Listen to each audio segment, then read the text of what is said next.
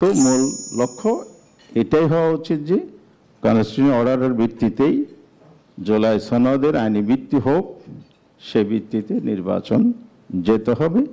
আর এই কথা একজনকে বলেছেন যে 106 যে ক্রাইসিস মোকাবেলার জন্য সাজেশন নেওয়া হয়েছে, তখন তো প্রধানমন্ত্রীর এই পদ বা পদমর্যাদার কেউ ছিলেন না, এটা ভ্যাকুয়াম ছিল, শূন্যতা ছিল। এখন সেই শূন্যতা নাই।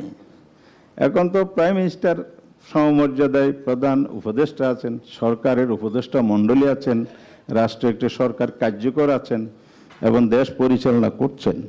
তো সেই জায়গায় আমরা আবার ওখানে যাওয়ার তো সুযোগ নাই। সেটা গেলে তো আবার আমাদের আর্টিকেল 48-এর 3 সেখানে তো সিবেট বেদের পরামর্শের কথা বলা আছে। রাষ্ট্রপতি চাইলেই তো প্রধান উপদেষ্টার পরামর্শ ছাড়া পারবেন না। তাহলে বোঝা যায় সরকার, রাষ্ট্র, প্রেসিডেন্ট, ঐক্যমত্য কমিশন সব মিলেই কিন্তু এখানে একটার সাথে আরেকটা জড়িত হয়ে যাচ্ছে। সে কারণে আমাদের আইনগত ভিত্তি যদি দিতে হয় তাহলে অবশ্যই আমাদেরকে কনস্টিটিউশন অর্ডার যেটা প্রস্তাব করা হয়েছে সে পথে হাঁটতে হবে। সেটা হলো আইনের প্রাথমিক ভিত্তি। চূড়ান্ত রূপে যে গণভোট বলা হয়েছে, পাবলিক যে সুপ্রিম অথরিটি হিসেবে, সুপ্রিম ল হিসেবে পাবলিক অপিনিয়ন কাজ করবে, সেটার প্রেসিডেন্স আমাদের দেশে একাধিকবার আছে।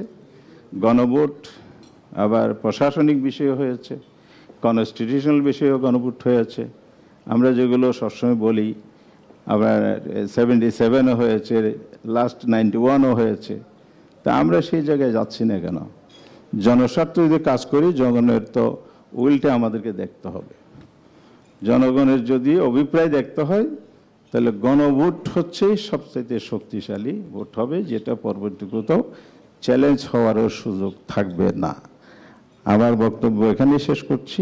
আজকের প্রস্তাব আমরা যেন একটি অর্ডার মাধ্যমে করা যে প্রস্তাব, সেটা মেনে নিয়ে গণভোটে গিয়ে যদি শেষ করতে পারি, তাহলেই এটার ভিত্তিতে আগামী ফেব্রুয়ারি যে নির্বাচনের টাইমলাইন, এর মধ্যে সব কিছুই সম্ভব। অনেকে টাইমের কথা বলেছেন, এই প্রসঙ্গটা আনলাম।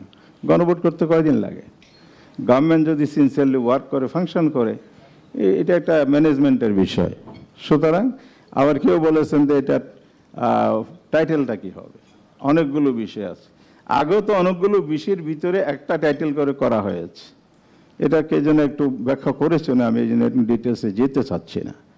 তা আমার মনে হয় সংবিধান পুরোপুরি যেহেতু কার্যকরভাবে আমরা সব কিছু অনুসরণ করে অগ্রসর হতে পারছি না, আমাদেরকে অবশ্যই কনস্টিটিউশনাল অর্ডার যে প্রস্তাবটা এসে আজকের ফাউজা আসছে, সেটা নিয়ে যদি আমরা সব দিক থেকে আমরা সেফ হয়ে মনে করি এবং সে তার ভিত্তিতে ফেব্রুয়ারিতে নির্বাচন হতে হবে, করতে হবে, এই মনোভাব ব্যক্ত করে আমার বক্তব্য শেষ করছি।